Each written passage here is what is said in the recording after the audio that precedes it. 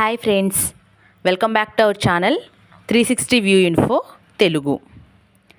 తల్లికి వందనం పథకంపై మంత్రి లోకేష్ ఒక గుడ్ న్యూస్ చెప్పారు.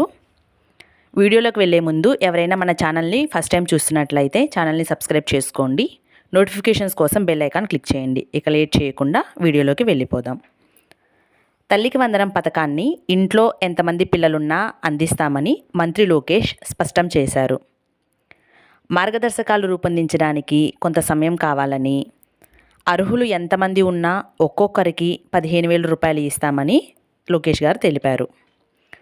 ప్రభుత్వ పాఠశాలలు మాత్రమే కాకుండా ప్రైవేట్ పాఠశాలలకు వెళ్ళే విద్యార్థులకు కూడా ఈ పథకం వర్తిస్తుందని మంత్రి లోకేష్ శాసనమండలిలో వెల్లడించారు.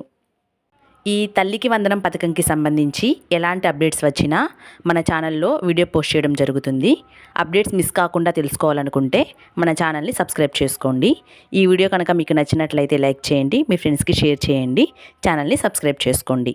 Thank you.